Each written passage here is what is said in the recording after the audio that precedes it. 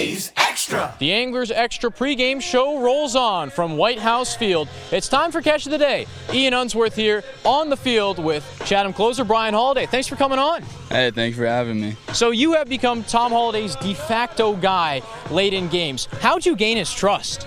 I went out there, I throw a lot of strikes, I do it on the mound, and, ended up putting the trust in me. What's your mindset as a reliever? Because you've come into some really big-time situations. I don't really think about, the situations. I kind of go out there and just try to pound the zone and, miss their barrels. You've developed a really nice curveball. How'd you work at that? Because that thing is beautiful. It moves up and down into the zone. How'd you develop your curveball? Honestly, I couldn't really tell you. I just throw it. I never had a pitching coach, so I kind of just really, found a good grip that works for me, and I try to keep throwing it just like my fastball, just, different release point. So, when did you start playing baseball?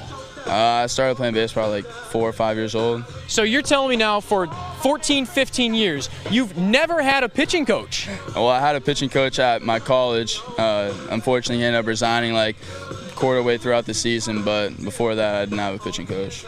So when you had your outings at Florida Southwestern, who'd you lean on for advice? Really my teammates. I relied on my teammates a lot. They were mainly the ones that kind of helped me get through everything, and also our head coach, Ben Bazir, he was very reliable for me. So one of your teammates, Magnus, made his last outing last night in Chatham colors. What did you learn from him, both at Florida Southwestern and now up here in the Cape? From him, I really learned how to compete. He was kind of the guy that took me in last year, and he really showed me like what it was like to compete at the next level, and I kind of look up to him.